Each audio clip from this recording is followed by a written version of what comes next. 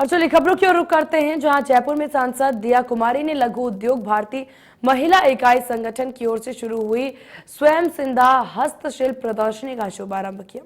Jaipur greater नगर निगम की महापौर शीला धामभाई ने दीप प्रज्वलन करके प्रदर्शनी का अवलोकन किया। वहीं इस दौरान सुनीता शर्मा ने बताया कि इसमें प्रदेश अध्यक्ष अंजू सिंह की भी उपस्थित रही। साथ ही इकाई की सभी महिलाओं ने भाग लिया। प्रदर्शनी में चिंडवा के पेड़े, इको फ्रेंडली सैनिटरी पैड, पंचगव्य से बने हुए कॉस्मेटिक और तमाम चीजें महिलाओं के लिए बनाए गए।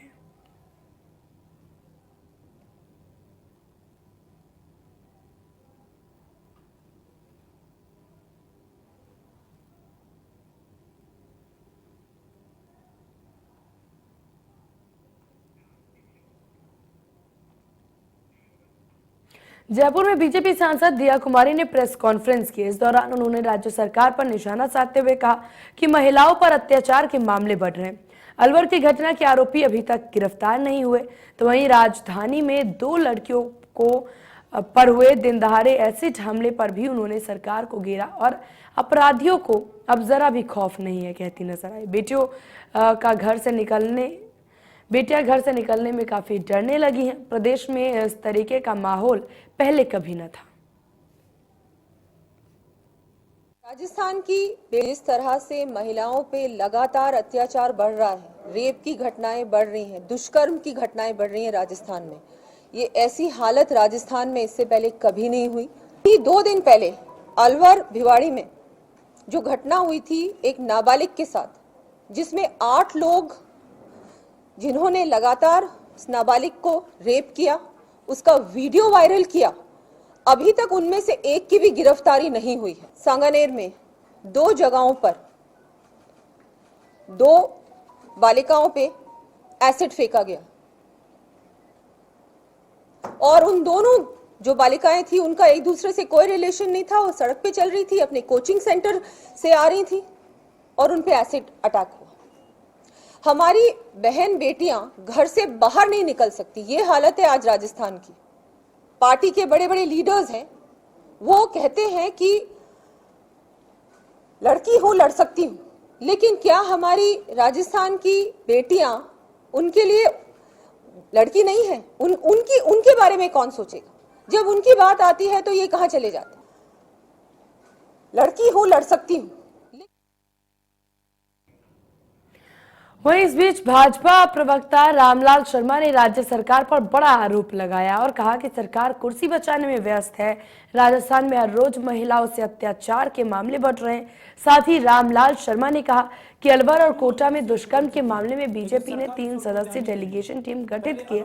उन्होंने और क्या कुछ कहा, आइए आपको सुनाते हैं। और कोटा के अंदर भी राजस्थान के अंदर कौन बनेगा मुख्यमंत्री की दौड़ प्रतियोगिता कई दिनों से चल रही है और प्रदेश के अंदर सिर्फ और सिर्फ नेता और सरकार इसी काम के अंदर लगी हुई है। प्रदेश की कानून व्यवस्था पूर्ण रूप से बिगड़ चुकी है, लेकिन सरकार इस ओर कोई ध्यान नहीं दे रही है। पहले अलवर के किशनगढ़वास के अंदर एक नाबालिग बच्ची के साथ दुष्कर्म और कोटा के अंदर भी रामगंज मंडी के अंदर एक नाबालिग बच्ची के साथ दुष्कर्म की घटनाएं जो सामने आ रही है, ये प्रदेश को चिंतित करने वाली है।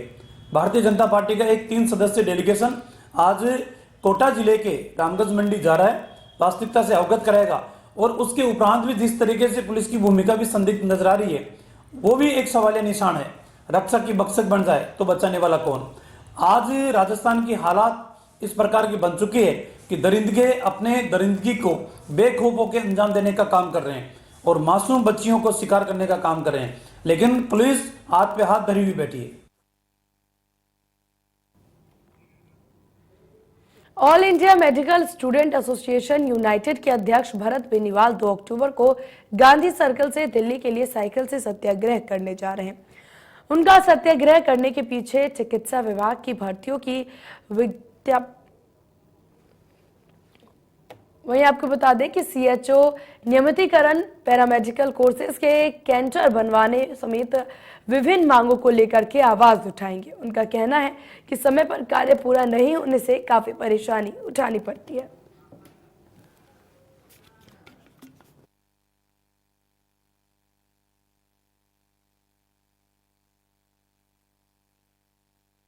जयंती के दिन युवा सत्याग्रह आंदोलन की शुरुआत की जाएगी। क्रांति मार्च के रूप में हम लोग साइकिल से यात्रा करेंगे जयपुर से दिल्ली के लिए 271 किलोमीटर की, क्योंकि जो राजस्थान सरकार है उसका आला कमान दिल्ली रहता है और हम बार बार राजस्थान सरकार के सामने अपनी विभिन्न मांगे रख रहे हैं, हमारे हक एवं अधिकार की बातें कर रहे हैं। तो वो हक और अधिकार की जो बातें हैं, हम अपना हक और अधिकार लेने के लिए यहाँ नहीं मिल रहा है, यहाँ बार बार आश्वासन मिल रहे हैं। हमारी विज्ञप्तियां चिकित्सा विभाग की कोई भी अभी जारी नहीं हो रही है। यूं कह रहे हैं 30 सितंबर तक कर देंगे। हमने 30 सितंबर तक का इनको समय दिया था कई मांगों को पूरा करने के लिए, लेकिन फिर इन्होंने पेंडेंसी रखी इसमें, तो इस वजह से अब हम दिल्ली जा रहे हैं और आला कमान को बताएंगे कि हमारी ये मांगे और इनको ये पूरा नहीं कर रहे हैं। तो इसके लिए हम लगातार बीच में जो भी जगह आएंगी, कई जगह पे विरोध प्रदर्शन भी रहेंगे और लगातार ये साइकिल यात्रा कांग्रेस कार्यालय में जाकर ज्ञापन दिया जाएगा और साथ ही केंद्रीय चिकित्सा मंत्रालय में ज्ञापन दिया जाएगा। साथ ही अगर ये मांगे उसके बाद भी पूरी नहीं होती तो यहाँ पे बड़ी सभा भी रखी जाएगी, यहाँ भी धरने लगातार चलेंगे और साथ में गुजरात और हिमाचल प्रदेश के चुनाव में भी इनका विरोध किया जाएगा। जयंती के दिन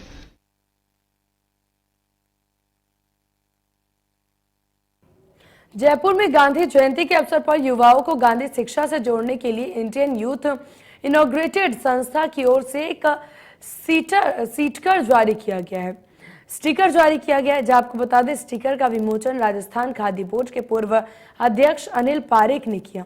पारेख ने कहा कि गांधी की शिक्षा वर्तमान में बढ़ती बेरोजगारी और धार्मिक कट्टरपन के दौर में अधिक प्रासंगिक है। संस्था की ओर से गांधी शिक्षा को बढ़ावा देने के लिए कमेटी गठित की जाएगी। संस्था प्रमुख प्रणव शर्मा ने बताया कि गांधी शिक्षा को बढ़ावा देने के लिए एक ऐप भी लॉन्च किया जाएगा ताकि आमजन विशेषकर युवाओं को गांधी शिक्षा और विचारों के रूबरू कराया जा सके। इस अवसर पर खादी बोर्ड सदस्य नरपत सिंह शेखावत, राजस्थान फार्मेसी काउंसिल के अध्यक्ष महावीर सोगानी, प्रदेश कांग्रेस के पूर्व सचिव मुकेश शर्मा मौजूद रहे।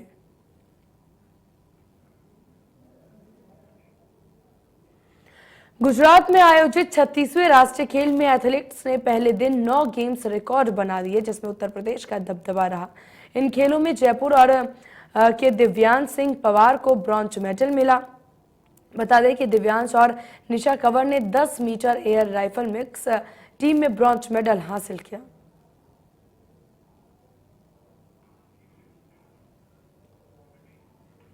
राजधानी जयपुर में एक फाई यूनिवर्सिटी में गरबांजो गरबा का आयोजन किया गया है। इस कार्यक्रम में मुख्य अतिथि vice chancellor doctor HP Singh VSM शामिल हुए। वहीं आपको बता दें, इस दौरान मुख्य अतिथि ने सभी छात्रों और विद्यालय के स्टाफ को नवरात्रि की शुभकामनाएं दी और कार्यक्रम में बढ़ चढ़ कर हिस्सा लेने के लिए छात्र और छात्राओं को प्रेरित किया। कार्यक्रम के दौरान छात्रों ने डांस किया और best dance best garba competition में हिस्सा लिया। कार्यक्रम के दौरान छात्रों के साथ कई प्रतियोगिताएं आयोजित की गई।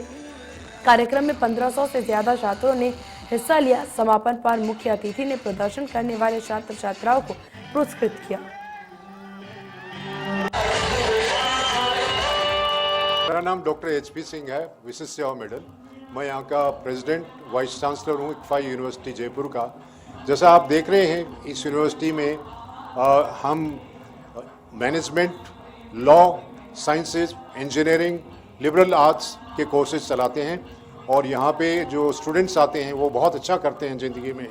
वो corporate sector, government sector, industry, हर जगह बहुत अच्छा नाम कमा रहे हैं और उनकी इंटरनेशनल प्लेसमेंट्स भी जो हैं 23 लाख अभी 3 बच्चों को मिला है।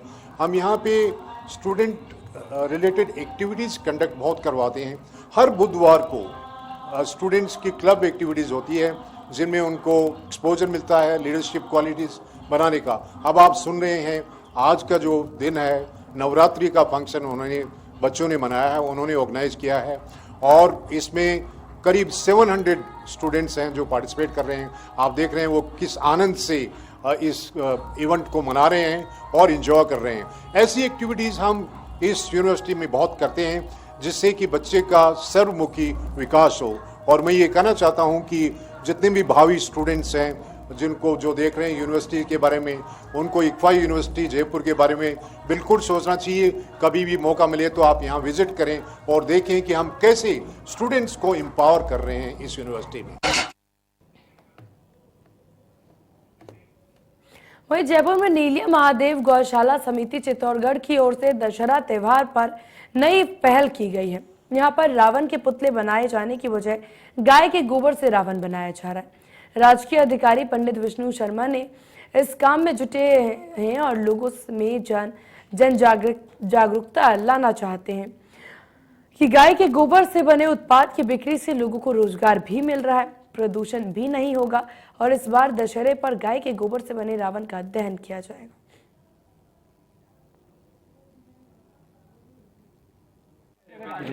रावण दहन रामलीला का अभिन्न अंग है। पिछले 50 साल से इसमें कुछ चीजें हो गई, जैसे खड़े करके रावण को जलाना, जैसे उसके शरीर में पटाखे लगाना, जबकि ये परंपराएं हमारे यहाँ नहीं थी। किसी भी मृतदेह में पटाखे नहीं लगाए जाते थे। इसलिए चित्तौड़गढ़ की धरती पर गत वर्ष भी मनाया गया। इस वर्ष भी गाय के गोबर से 21 फीट का रावण का पुतला बनाया गया है और उस 21 फीट के रावण के पुतले के शरीर में पटाखे नहीं लगाए जाएंगे, बल्कि लिटा करके और जैसे अंत्येष्टि होती है वाल्मीकि रामायण युद्धकांड 111 सर्ग में जैसे वर्णित है, वैसे ही रावण की विधि पूर्वक घी लगाकर, चंदन का बुरादा लगाकर अंत्येष्टि की जाएगी और उस मृतदेह में एक भी पटाखा नहीं लगाया जाएगा, ना ही बांस का पुतला बनाया जाएगा, क्योंकि बांस को जलाना भी हमारे यहाँ निषिद्ध। जयपुर शहर में न्यू शिक्षा नीति को लेकर के एक दिवसीय कार्यशाला का आयोजन हुआ। इस कार्यशाला में शहर के 130 स्कूलों के शिक्षकों ने भाग लिया और हिंदी विषय को लेकर के चर्चा हुई। देश में प्रधानमंत्री मोदी द्वारा लोकल फॉर वोकल को लेकर के बढ़ावा दिया जा रहा है और हिंदी बोलने को लेकर के फोकस किया जा रहा है। वहीं अभी शहर के स्कूलों में भी हिंदी पर जोर दिया जाएगा। के द्वारा ये हिंदी की कार्यशाला डॉक्टर प्रमिला चोपड़ा के द्वारा आज की जा रही है। NEP 2020 जब से आया है सभी में एक जागरूकता आई है। पहले शायद कुछ एक ही टीचर्स होते थे जो बहुत ही इनोवेटिव तरीके से पढ़ाते थे, नवाचार को इतना जल्दी एक्सेप्ट नहीं करते थे, पर NEP 2020 में अब ये है कि हर एक टीचर को नवाचार अपने आप में लाना होगा और इंट्रोड्यूस करना होगा अपनी क्लास में, ताकि बच्चों में रुचि पैदा हो, क्योंकि हिंदी हमारी मातृभाषा है और अगर मातृभाषा ही हम ठीक से नहीं सीख पाए, बोल पाए और उसका इस्तेमाल कर पाए तो ये बड़े ही अच्छी बात नहीं होगी। इसीलिए हर एक टीचर जिसकी जिम्मेवारी है कि जो भी भाषा वो पढ़ाए, यानी कि हिंदी भाषा को तो कम से कम हम हिंदुस्तानी बहुत साफ तरीके से बोलें, अच्छी भाषा सीखें और अच्छी भाषा जब हम बोलते हैं तो विचारों में भी स्वच्छता आती है और उन्हीं से ही हम आगे बढ़ते हैं। तो प्रयास यही है कि टीचर्स भी इसको जितने रोचक तरीके से क्लास में पढ़ा सकें उतने अच्छे से करना चाहिए। आज डॉक्टर प्रमिला ने बहुत सारी शुरुआत में ही इतनी अच्छी एक्टिविटीज़ करी हैं और उसमें बहुत ही सिंपल तरीके से कि कैसे बच्चों को इन्वॉल्व करना चाहिए, उनका पार्टिसिपेशन होना चाहिए रोज़मर्रा के क्लास में और कैसे जो बोर्डम है उसको दूर किया जा सकता है। इससे खाली यही नहीं कि एक सब्जेक्ट के प्रति रुचि बढ़ेगी, उससे ये भी होगा कि जीवन कौशल भी बच्चे सीखेंगे। उसके साथ साथ ही बच्चों में एक जिसको सीरियसनेस कहते हैं या जिसको अंडरस्टैंडिंग कहते हैं वो भी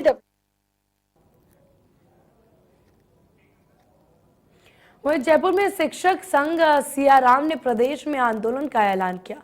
संघ के महामंत्री रामदयाल मीना ने बताया कि सरकार को 11 सूत्रीय मांगों का मांग पत्र दिया गया। यदि सरकार ने उन मांगों पर सहमति नहीं दी तो 20 अक्टूबर को प्रदेश स्तरीय आंदोलन किया जाएगा। हमने पहले जिला लेवल पे ज्ञापन दिया गया था, फिर संभाग लेवल पर ज्ञापन दिया। अब हमारा 20 अक्टूबर को राजस्थान के प्रत्येक जिले से आके यहाँ जयपुर में एक विशाल रैली और प्रदर्शन करने का कार्यक्रम है, क्योंकि राज्य सरकार हमारी जो मांग है उनको नहीं कर रही है। जब से सरकार सत्ता में आई वो एक ही राग अलापती रही कि हम स्थानांतरण नीति बनाएंगे, उसके बाद स्थानांतरण करेंगे। लगभग 3.5 साल गुजर गए लेकिन नीति नहीं बनी और इन्होंने स्थानांतरणों का पिटारा खोल दिया और वो भी इस कदर खोला।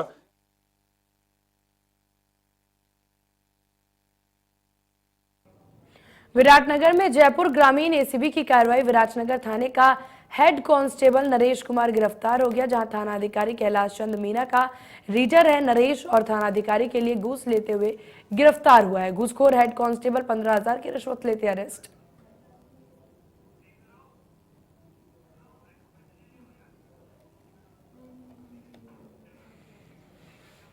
वहीं जयपुर डिस्कॉम की ओर से पिछले 15 दिनों से लगातार मेंटेनेंस के नाम पर 4-4 घंटे की बिजली कटौती की जा रही है। डिस्कॉम सिटी सर्किल को मेंटेनेंस बजट कम मिलने के कारण जो काम त्योहार सीजन से पहले निपट जाना चाहिए था वह अब भी जारी है। तो 15 दिन में रहेगा 4 घंटे पावर कट। लोगों को बिजली कटौती से काफी ज्यादा परेशानी का सामना करना पड़ रहा है। त्योहार सीजन में ये बिजली कटौती की समस्या लोगों को देखने को मिल रही। राजधानी जयपुर में एक सिरफिरे 2 लड़कियों पर तेजाब फेंक दिया, जैसे कि वह बुरी तरह से घायल हो गई। दोनों युवतियों पर हमला 1 किलोमीटर के दायरे के अंदर किया गया।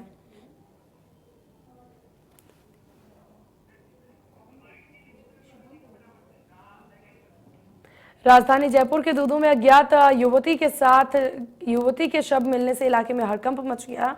शव NH 8 रामनगर के पास मिला, जो कि 2 से 3 दिन पुराना बताया जा रहा।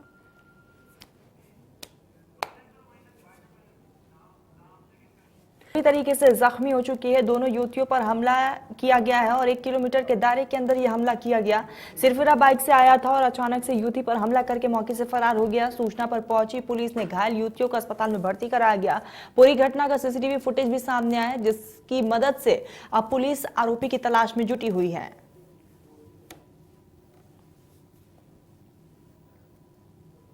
दो बच्चे हैं, जिनमें एक बच्ची 22 साल की और एक बच्ची 19 साल की। दोनों ही स्कूल से लाइब्रेरी के रास्ते में थी। पीछे से कोई अज्ञात मोटरसाइकिल पे लगभग 30 साल की उम्र का कोई व्यक्ति आया और कोई केमिकल जैसा पदार्थ उनकी पीठ पर छिड़क के गया है। मौके पर सूचना लगने पर थानाधिकारी मौके पर पहुंचे। दोनों बच्चियों को प्राइमरी हेल्थ सेंटर के अंदर भेजा गया है, जहां उनका प्रारंभिक इलाज हुआ है। प्रारंभिक जानकारी के अनुसार जो पदार्थ फेंका गया है वह एसिड नहीं है। जो मौके पे मोबाइल लैब पहुंची है, FSL पहुंची है, उन्होंने पुष्टि की कि ये एसिड नहीं है, बट वो किस तरह का केमिकल है उसके लिए हम FSL के संपर्क में और FSL द्वारा जानकारी उपलब्ध कराए जाने पर उस बारे में आगे इन्वेस्टिगेशन हो चुका है। मौके पर हमारी थाने की टीम है और हमारी डिस्ट्रिक्ट स्पेशल और कमिश्नरेट की स्पेशल टीम्स हैं, जो मौके पे जो आसपास के जो CCTV है उनको चेक कर रही है और उस बेस पे जो मुलजिम है उसको आइडेंटिफाई करने का प्रयास कर रही है। फिलहाल कोई आरोपी क्या परिचित था वाली उनका? अभी इस तरह की कोई जानकारी नहीं लगी है। ना ही बच्चियों ने जो पीड़ित हैं उन्होंने इस तरह की बात बताई। क्या आरोपी गिरफ्त में है पुलिस पे? मैंने आपको कहा कि राजधानी जयपुर के दूदू में अज्ञात युवती के शव मिलने से इलाके में सनसनी फैल चुकी है। शव नेशनल हाईवे 8 रामनगर के पास मिला है, जो कि 2 से 3 दिन पुराना बताया जा रहा है। सूचना मिलने पर मौके पर एडिशनल SP दिनेश शर्मा और CO अशोक चौहान, बबू CI जोगिंदर सिंह मैं जाब्ते के साथ मौके पर पहुंचे और मौका मुआयना कर शव को पोस्टमार्टम के लिए भेजा गया। तो वही अब पुलिस शव की शिनाख्त में जुटी हुई है। तो राजधानी जयपुर में भूमाफिया ने फर्जी दस्तावेजों से एक बुजुर्ग युद्धवेंद्र कला की जमीन पर कॉलोनी काट लिया है और ऐसे में बुजुर्ग का आरोप है कि भूमाफियों ने JDA में फर्जी सोसाइटी बनाकर दस्तावेज पेश कर दिए थे। भूमाफिया से परेशान सीनियर सिटीजन युद्धवेंद्र कला ने CM और DGP से सुरक्षा की गुहार लगाते हुए कार्रवाई की मांग की है। पीड़िता का आरोप है कि जिस तरीके से मानसरोवर थाने में FIR दर्ज कराने के बावजूद आरोपियों पर कोई भी कार्रवाई नहीं हो रही है, उल्टा पीड़ित ने ही आरोपियों पर जैसे व्यवहार करने का आरोप लगा दिया है। और बुजुर्ग का कहना है कि महेश चौधरी, रोशन चौधरी, अविनाश खरबास मुख्य आरोपी है। कैलाश चौधरी, रम अवतार चौधरी और करण सिंह का भी FIR दर्ज किया गया है। बुजुर्ग का कहना है कि आरोपी खुद को रसूखदार नेताओं और पुलिस वालियों से अच्छे संबंध होने की धमकी देकर यहाँ पर प्रताड़ित कर रहे हैं। मामला पृथ्वीराज नगर में वंदे मातरम मार्ग स्थित आदिनाथ विहार का है।